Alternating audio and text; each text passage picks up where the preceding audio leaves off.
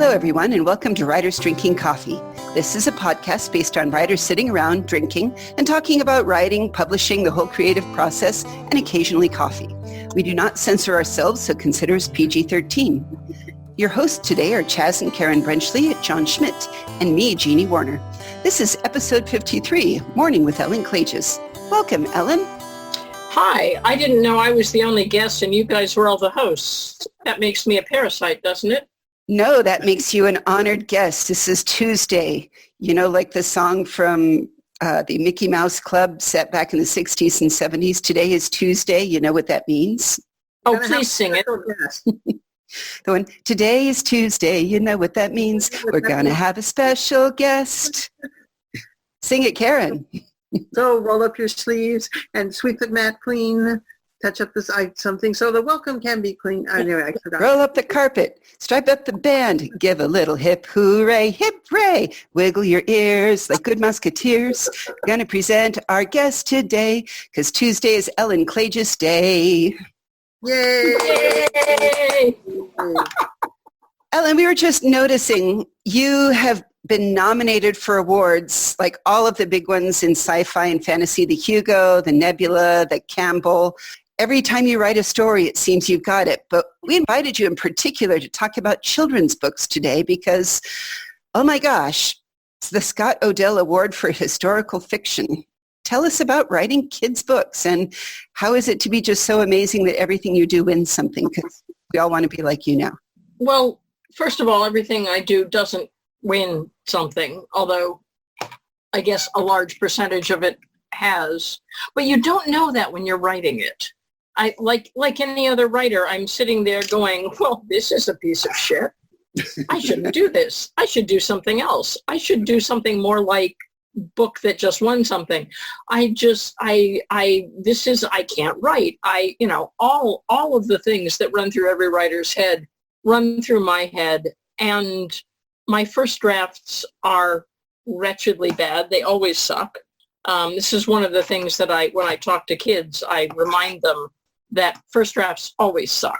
That's a hugely important thing to all the people that are listening and thinking, I want to be a writer.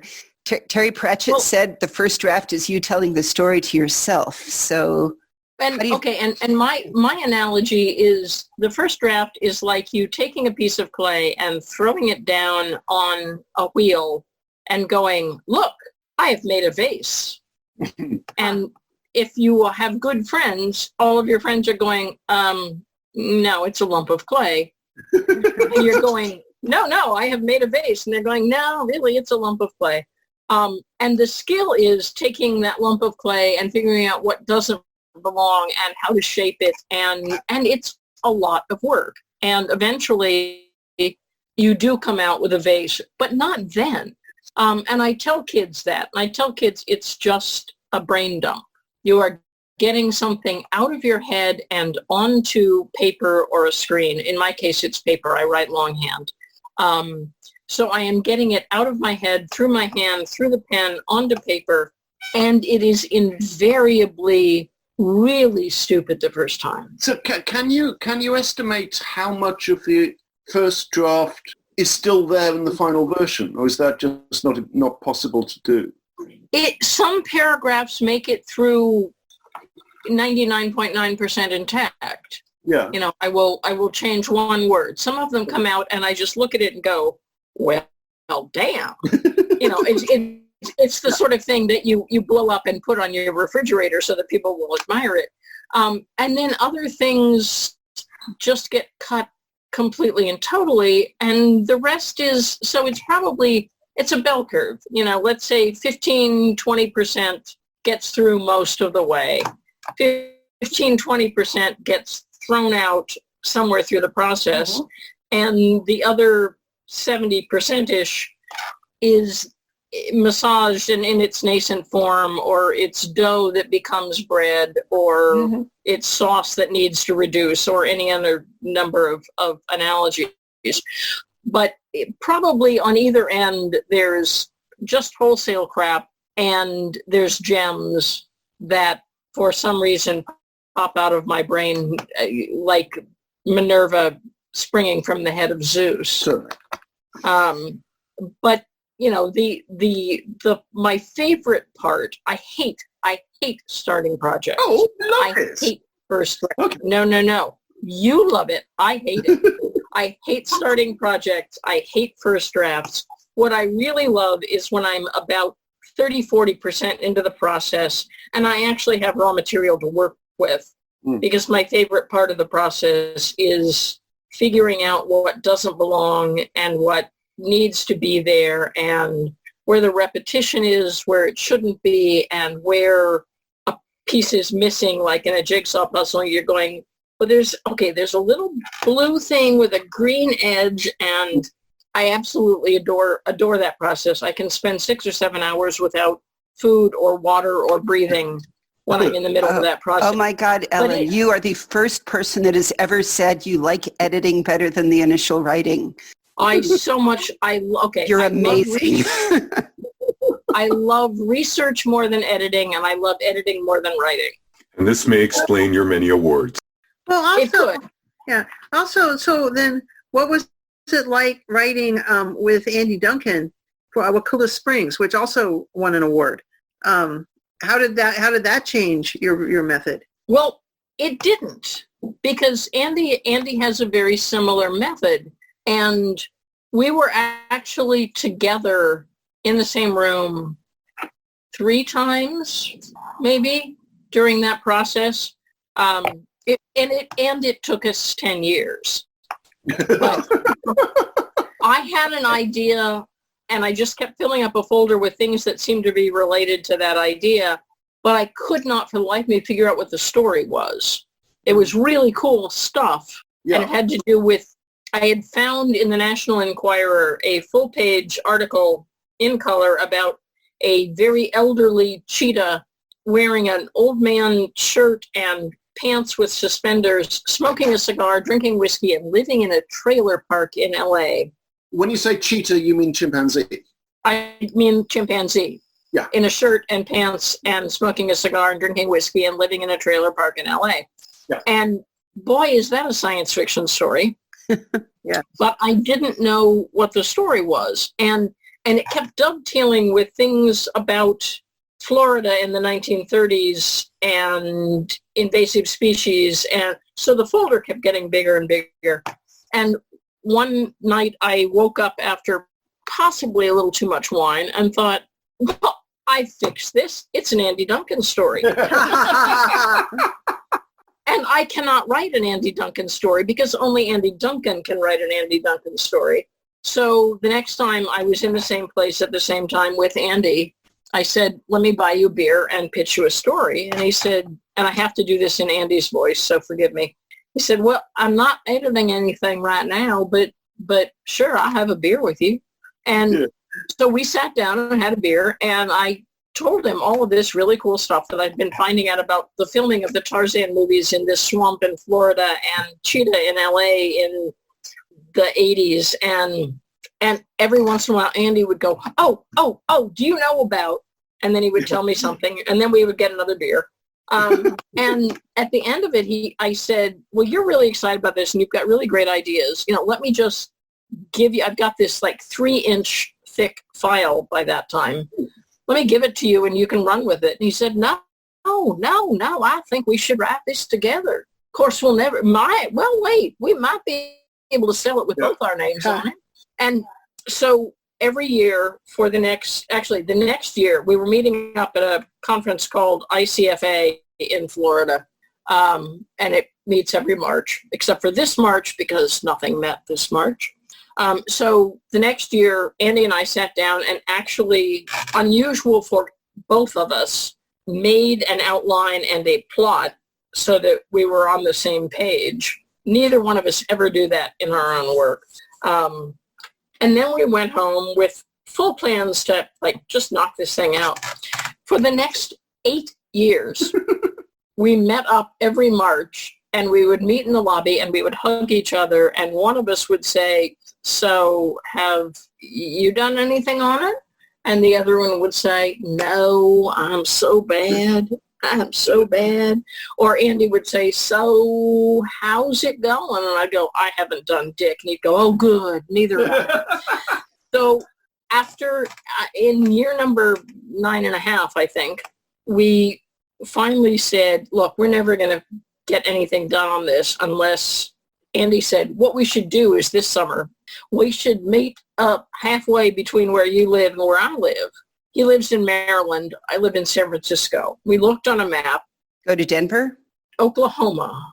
Oh, I'm sorry. And we both said, I am not going to Oklahoma in the summer. And then we said, well, most of this is set in south of Tallahassee, Florida.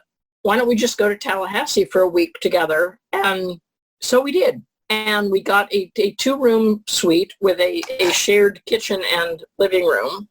And we went to the Florida State Archives, and we drove around to all the places that we wanted to set it and took notes and took pictures. We ate really good barbecue. And at night, Andy had brought his laptop, and we could hook it up to the flat screen TV, and we would either watch a Tarzan movie or The Creature from the Black Lagoon and its sequels every night and take notes. And just, okay, me and Andy Duncan together for a week, no one breathes because somebody is talking. So we just talked and talked and talked, and we talked through the story. And at one point we thought, well, when we were planning this trip, we thought we will write 1,500 words a day a piece and just knock this thing out. And by the end of a week in Tallahassee, much to Andy's wife's chagrin, because obviously the vacation wasn't free and we had nothing to show for it, I had written 500 words maybe, and Andy had written 600 words maybe. And we both went home with the promise that we would, knock this out in the next month and it would all be good. It took us another 1.5 years, but by God, we actually wrote it. And at the end, we were sitting in the bar at ReaderCon in Boston in July of 2012, and it was almost done. We didn't have a title, and we kept coming up with clever titles. And Andy's wife finally came into the bar, pushed a beer aside, said, why don't you all just call it Wakulla Springs and be done with it? Got up and left. And we went, I love Sydney. Yeah. well, okay. And at one point in the middle of this final thing, and we're taking notes on cocktail napkins, literally, Andy said, so there's really nothing fantastic in this story. And well, there probably should be if we'd like to sell it to anybody that knows who we already are. And I said, is there something you want to change? Is there something you want to add? He said, no, I love it the way it is. And I said, well, I do too. So let's see what happens. So Andy and I, but the actual process other than discussing it was I would write a section and send it to Andy, and then he wouldn't respond for 6-8 months. Mm-hmm. And I would be sending him frantic emails going, have you gotten this? You don't have to do anything. I know you're teaching, but let me know if you've gotten this. And then I gave up because obviously we had not talked about editing each other, and he is offended and he will never speak to me again, and this is over, which turned out not to be true. But we basically wrote chunks and sent them to each other and then turned into editors. Yeah. And then at the very end, Andy said, well, it was your idea, so you get final edit. And I spent 6 weeks turning Andy's syntax into mine and my sentence structure into Andy's. Mm. And to this day, I don't think anybody but the two of us could possibly guess who wrote what. And could you? I mean, are you clear? Yes. Okay. Yeah, because I remember the process. Right. I remember my first drafts. I remember Andy's comments. I remember what my first drafts come out to. So yeah, I think I probably can. And there is one paragraph that we actually wrote at the same time in the same room, and that's the prologue paragraph. Okay. Yeah. And other than that, we have similar enough styles that I made Andy sound a little like me, and I made me sound a little like Andy, and it doesn't really show. It's no. a good product. It really is. Yeah. And then you published it where? In the first... Well, we were trying to figure out where we should send it, and Tor.com at that point did not have a standalone novella program. Yeah. Did not have the lovely paperback novellas that they do now. But they paid the best for online stories. And so we looked at their submission guidelines, and it said absolutely nothing longer than 17,000 words, not even if you've won the Nobel Prize. Really, we mean it. Yes. And Wakulla was 35,000. And you sent it... No, I sent Patrick Nielsen Hayden an email and said, so I really have read your guidelines, and and I really do know that you don't want anything over 17,000. But Andy Duncan and I have just finished this very odd piece. Would you like to see it? And 24 hours later, Patrick wrote back and said, you and Andy Duncan? Yeah, I need to see this. Send it to me. Yeah, so we sent it to him, and he bought it 3 weeks later, which is about 5 weeks, five months and a week shorter than their usual turnaround time. I was going to say, don't give our listeners a false crazy idea about how quick. No, it's usually, and this was 2012, so that was 8 years ago, and it was 6 months then, so I suspect it's longer now. But Andy sent him an email saying, so I was just wondering if you'd had a chance to read it. And Patrick said, I'm reading it this afternoon, we'll get back to you. And he got back and said, I really like this. I'm willing to buy it.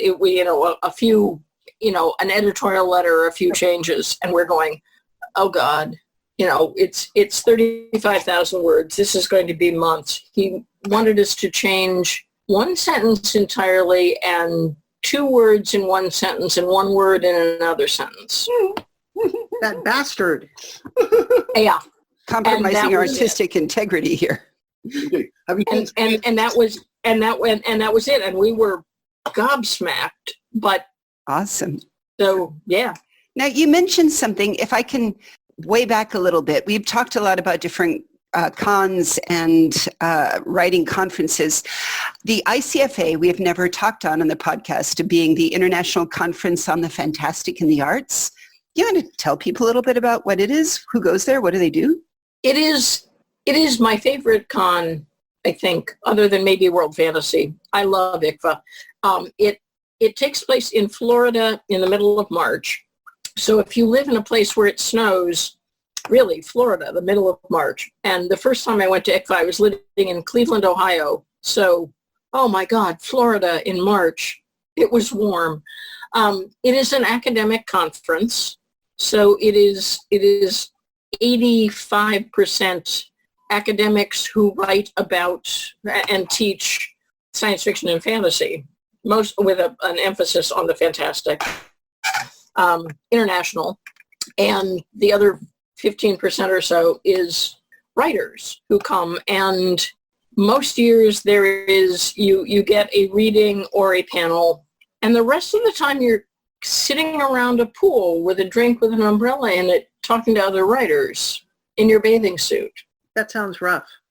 Except for the year that there was the tail end of a hurricane, and it was raining horizontally for the entire 4 days. But it is an absolutely fabulous con.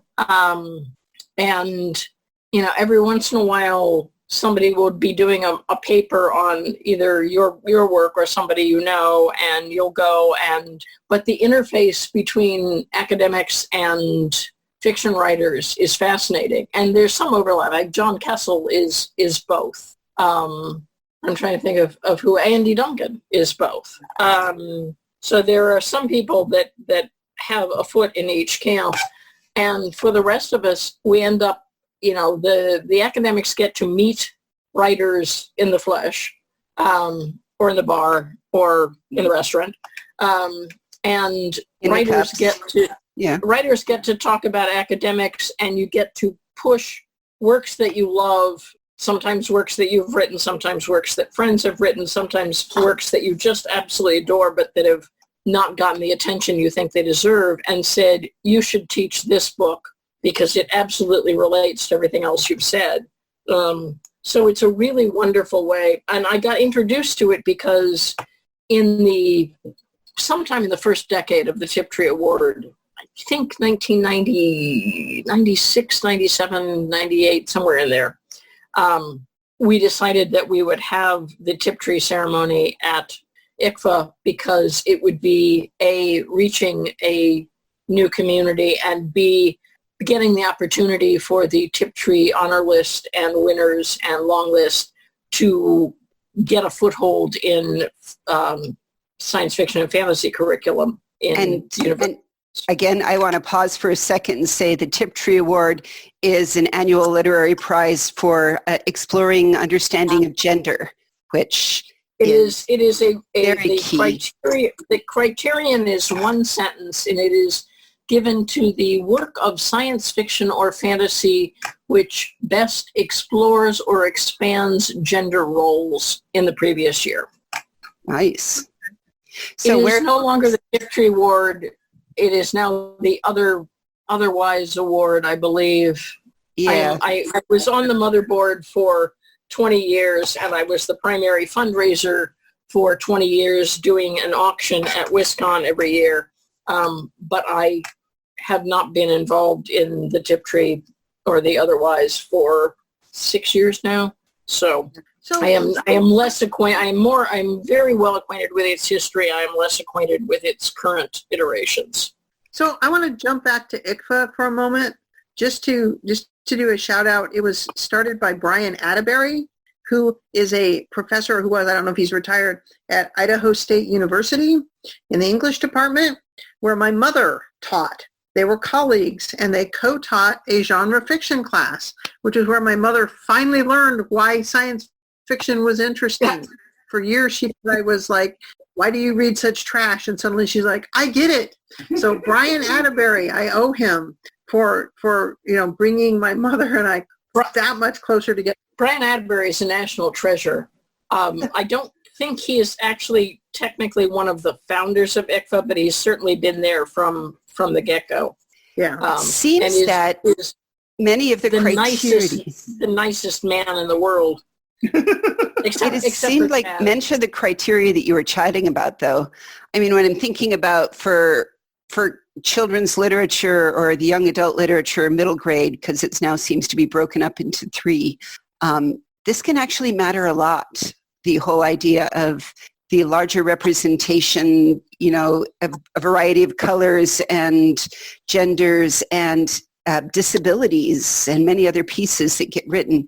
How do you see that is starting to creep more into fiction, especially genre fiction for younger kids? Well, let me see. A brief discussion of children's literature for those who don't know. You start out with picture books, which are pictures with maybe some words. Some of them don't have words at all.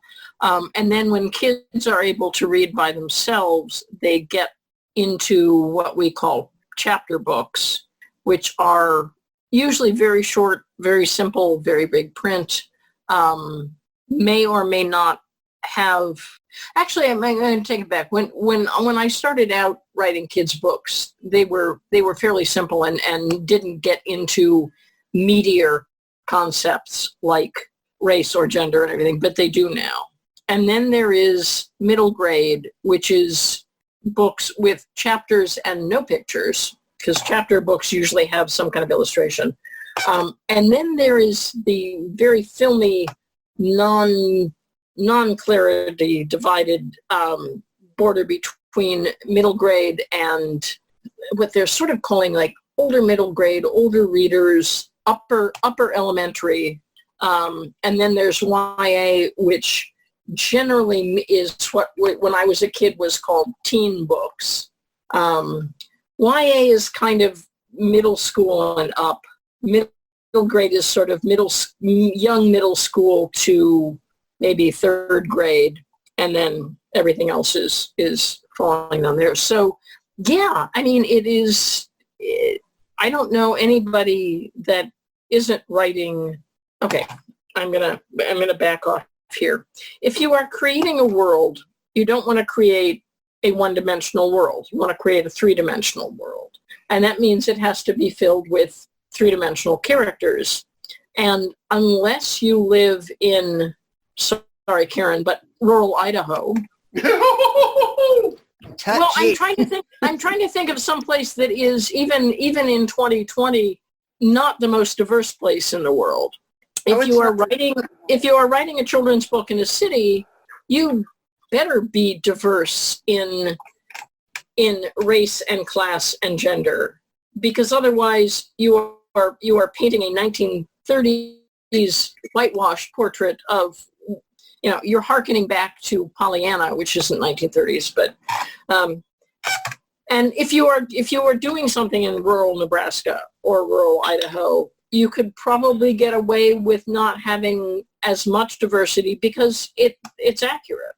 There really isn't. You might have one black kid in a class, and that would be an interesting story. Whereas if you're setting something in Detroit, you might have one white kid in a class. Or Arkansas. I spent a semester in Arkansas. I was the one white kid in a class. So I'd love to see more literature come from places like that. Yeah, and gender stuff is trickier. I mean, obviously, with racial diversity, you've got kids of all races and backgrounds, class, everything else, reading at about the same. They're all learning to read at about 6 or 7 or 8. There have been in the past problems with presenting gender issues to younger readers. But over the last 20 years, that has been changing as society changes. So I am sure that right now there are middle grade books about trans characters. Not very many, but I'm sure there are some. There are a lot of YA. The interesting thing and the problematic thing is if you find a sympathetic editor and a sympathetic publisher, you can get an edgy work about gender published, but you will still find that there are places in the United States where it will be banned. Libraries will not pick it up. Teachers will not pick it up. Parents will complain to the school board that their children have been given this filth. Right. But then it can get on the news, and then you get more publicity for the book, and more people will buy it. Yeah, but you don't get on the news. Yeah, the book just doesn't get bought. It makes you wonder if Beverly Cleary had started writing right now, what it would look like. Beverly Cleary is still alive. Yeah, Really? but she's got a body of work talking about. She does. She does. And she was, for the late 1940s, early 1950s, tackling some stuff that nobody else was tackling. And then there's Judy Blume, who ramped it up a notch and was tackling stuff that nobody was tackling. And, you kind of wonder how, Are You There, God? It's Me, Margaret, and I just wanted to say that Beverly Cleary is 104 years old. Yes, she had a birthday in April, I believe. Yeah, I remember. But every generation of children's books, there's somebody that pushes the envelope, and then there are people that see that opening and follow it. And like any genre, children's books grow on the shoulders of the people that came before. Myself very much included, because I grew up reading Beverly Cleary. She had a book called Ellen Tebbets that had a character named Ellen. So I loved it. And Ellen Tebbets looked as good in a ballet tutu as I did, which is to say not. I adored Beverly Cleary. But there's always going to be somebody at the forefront of the wedge pushing the envelope. And that book is going to be widely praised in liberal circles for opening a door to things that kids have been said, yeah, we don't talk about that, and widely banned and damned in other circles where people still believe that children should not be exposed to, if you were in a community that thinks that homosexuality is evil, then the picture book about the kid having two mothers is probably not going to be in your school library. Well, I grew up in rural Idaho, although we were actually in a town, but it had an edge of town. So you could, it ended and then there was like nothing but crops. But I was on the young adult board for the library when I was a young adult. I was a teenager because that's when young adults first had a name. And so when a parent would complain about a book, they would show it to the 3 or 4 of us on the young adult board. And I was very nice of them because that way we could jump directly to the section where they had sex. Oh my God, they had sex in a Judy Blume book or some of these others. And I know exactly what you mean because, like you say, I grew up there. So was your young adult board entirely consisting of teenagers? Yes, it was Awesome. It was people in high school. Yeah. I do not believe that there is ever actual sex in a Judy Blume book, although they talk about the existence of sex. No, there's one book where in fact they I don't know if they do it exactly, but I think they did. I'll now have to go look it up. But yeah, because there was. We'll put it in the liner notes once Karen finds it. Yeah, because there was a very graphic scene. There was a graphic scene that involved male nudity. So yeah. Because I remember the thing about Are You There, God? It's Me, Margaret was they talked about girls getting periods. Yeah. And people wanted to ban it. And it's like, I'm sorry, every somewhere between 10 and 14-year-old girl does that. And it's part of nature and all of that. And you don't want kids to know about it, which is criminal. Well, we're still not allowed to say, I think, the word vagina in Congress, but we'll grow up one day. Yeah. The Judy Blume novel of which we speak is Forever. Published in 1975, deals with teenage sexuality. There is talk here of penises named Ralph. Yes, I remember that. Yeah. And they do actually have sex. Oh, God, that's my grandfather's name. I'm sorry. Yeah. But yes, so that was the book. I'm pretty sure he had one because really he was my grandfather, which means I'm here. So. Yeah. But you don't want to think about that. But yeah, but that was 1975. And so we got in the library that year, the year later. But I was a teenager. And I remember Ralph being named. And I remember that was the first book that it was very nice of them, the parents, to mark the sections that they complained about so we know where to jump to if you wanted to read it and find out. Page 16 of The Godfather, which at summer camp fell out from overreading. Oh dear. So Ellen, the phrase, the blood-gorged pole of muscle angled out of his shorts. What? That stuck with you. It's etched in it's Sonny fucking a bridesmaid up against the door. Yeah, we remember. And it's page 16 of the paperback edition of The Godfather. And when I was 16 in 1970, we passed it around in my cabin at summer camp so much that page 16 just fell out. Oh. But I just want to memorize this. Another story from that same year at summer camp, though. I was reading Goodbye Columbus by Philip Roth. They made it into a movie. Yeah. Well, I'm from Columbus, Ohio. It was set in my hometown. So I was reading it.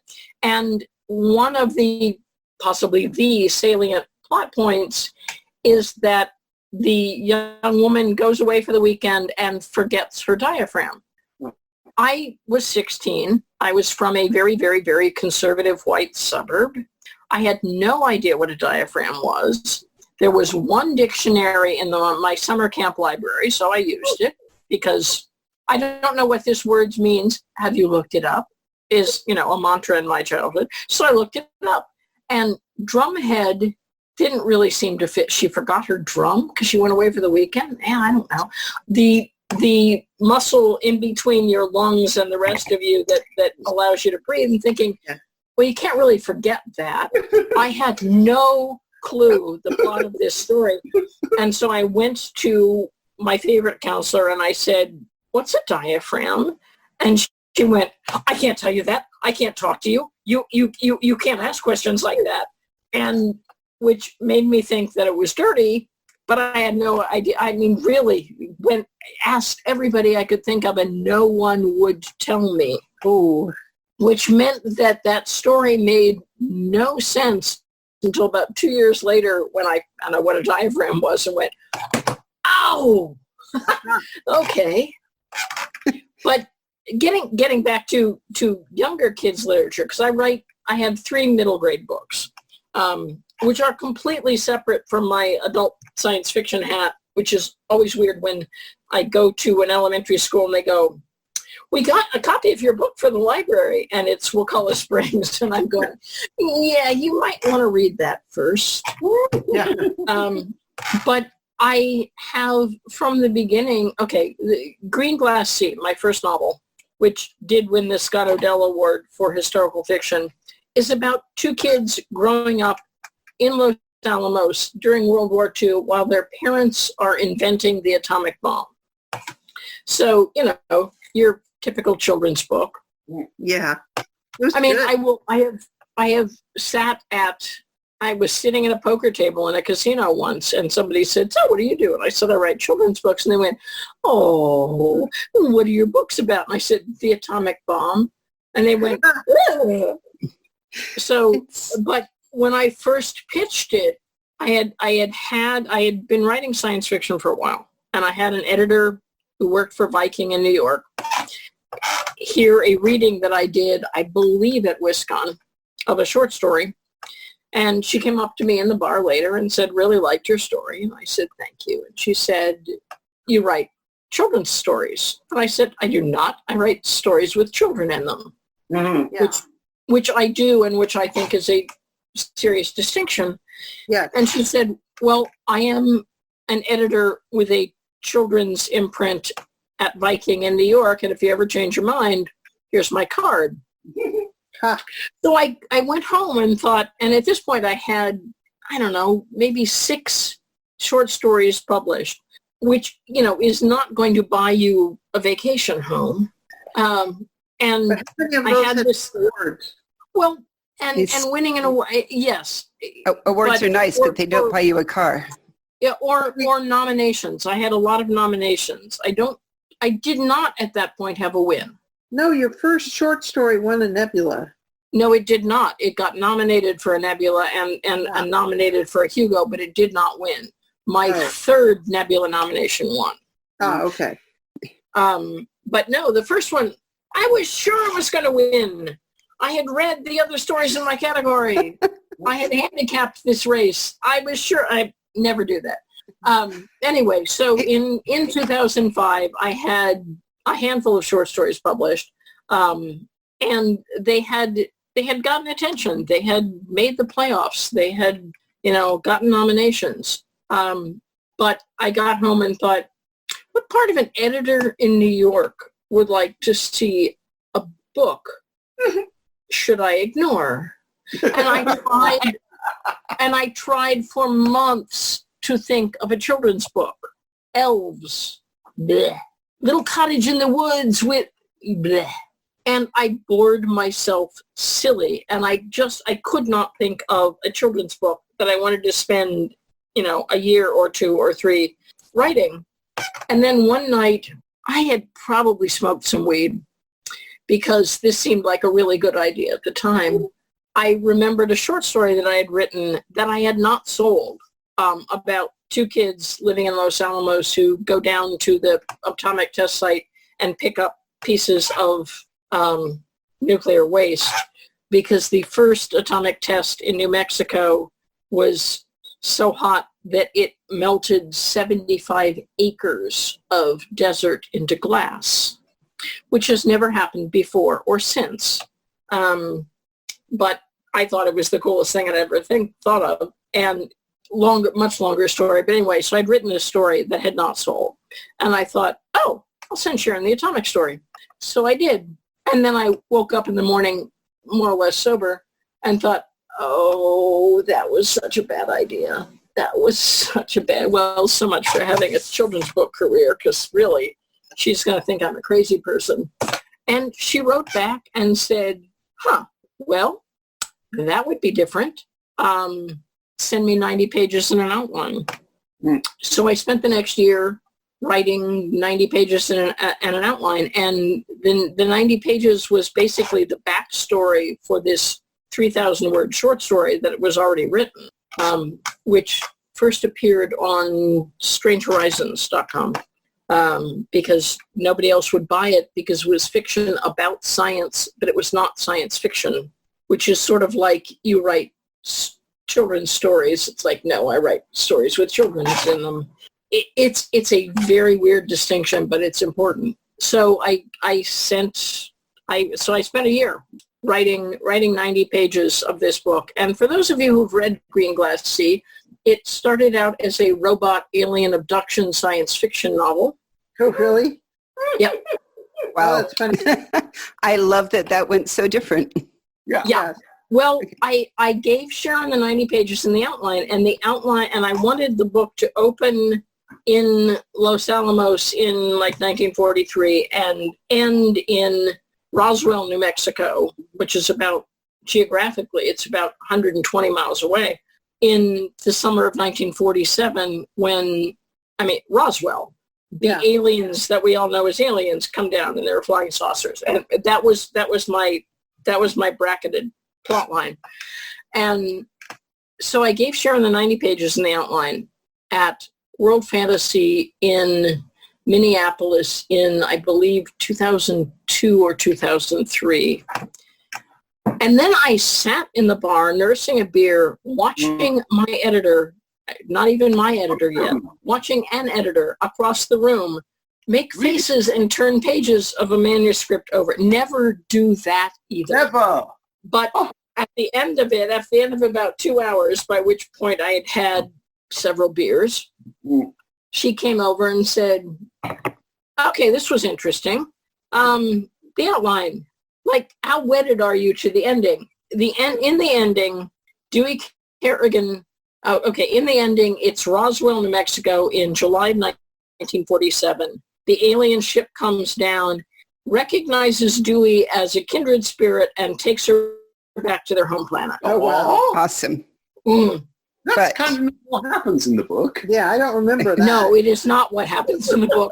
And Sharon said, so the whole alien abduction, how wedded are you to that? And I said, well, I'm a science fiction writer. I'm trying to make it science fiction. She said, the rest of it is like completely mimetic historical fiction. What would it take to convince you that that's a bad idea? And I said, well, but it's so, yeah. You smile and say money? Yeah. If you buy it, it's not science fiction. Well, I only had 90 pages of the 350 pages or so that the final manuscript was. So, but yes, somebody who knew what they were doing said, I don't think this works. And at that point, I also didn't think it would work because it felt really hokey. Like everything else was so realistic. And I didn't think I was as good a writer as it would take to make that ending work. It was several levels above my pay grade. And so I get it. I might have been able to make that ending work. I'm glad you didn't, though. I'm glad you didn't, because it works so beautifully the way it is. It works just so beautifully. It's not a science fiction story. It's a girls growing up in, during the atomic bomb period. It works magically. It was really, really good. The way it is. It's also not a children's book. I was going to say, we will put a link to it on our page, because I think it's important that everybody be able to go out and find it and read it and decide for themselves, because they should buy your work and judge. Let me put a footnote with that. It's not a children's book. It is now, in October, it will have been out for 14 years. It has been called a classic of children's literature. It It won multiple awards. It is still in print. It has sold, I believe at this point, 140-some thousand copies. Yay. It is on every summer reading list in every state in the country. Awesome. It's a success. Well, I did not write it as a children's book. I wrote it as a novel. I was actually kind of offended when my editor said, she said something. I said, wait, it's coming out as YA? And she said, oh God, no, it's not that old. It's coming out as children's. I was offended. And the ending is not the ending of a children's book at all. It is a very ambiguous adult ending, and I'm very, very, very happy with it. Awesome. I need to wind up. Gentle people, we're hitting the edge of our time, and I need to wind us up. Okay. Can I say one more like five sentence paragraph? Please do. I have had teachers write to me and say that their kids have come up with a copy of Green Glass Sea and say, Mrs. Smith, the last chapter of my book is missing. Aw. Because it is not a children's ending. It is an open-ended, ambiguous ending. But if you're an adult reader, it's not, because you know everything that the ending of the book says. She's going through the radio dial and she's trying to get something, and they're out in the middle of the desert. She's trying to get something that isn't static, and she finally gets the barest bit of a news broadcast, and it says, this morning on the Japanese city of Hiroshima. And that's all there is. Oh. And the kid says, oh, it's just war news. We can always get that later, and snaps off the dial. And that's the end of the book. Yeah. And if you're an adult, you know exactly what has just happened. And if you're a kid, you think the last chapter of your book is missing because I did not tie everything up with a neat bow. And that is possibly the hallmark of my career is I write good books, but I don't write easy books. Yeah. And you're not sorry at all, are you? No. Nor should you be. No. What my third book is actually at this very moment a finalist for the Oregon Reader's Choice Award, which will be announced sometime next week. Yeah. So, and it won the Children's Historical Book Prize, which involved a very large check and a trip to New York last year. Woohoo! Something that I'm doing is working with both kids and adult gatekeepers. Yes, I'm happy. Yeah, well, your last book was about a girl pitcher, who got to pitch in the, or didn't get to, but wanted to be pitching in the boys' league. And on young Sheldon on TV, his twin sister suddenly decided she wanted to be a pitcher and was pitching on the boys' little league team. So I know. I shouted out loud when I watched that episode. Yeah, you're having an effect. That's awesome. We're going to put links to all of Ellen's stories and other interesting things mentioned on our website, which is www.writersdrinkingcoffee.com. You can also find us and Ellen on Facebook and Twitter. We all love to answer email. You've been listening to Writers Drinking Coffee, a labor of love and enthusiasm put together by the hosts. Our main web support magic is brought to you by Deirdre McGaffey-Schween, and our sound engineer and backup web spider is David Welsh. Our intro music is Pretty Maid Milking a Cow, and our exit music is Breakfast with the Morning Person, both by Michael Langberg. You can hear more from Michael Langberg on manyhatsmusic.com. Our podcast sponsor is Jackal Designs, enabling you all to buy cool WDC swag. Thank you so much for coming and visiting with us today, Ellen. I love your stories. Thank you. It was an incredible pleasure.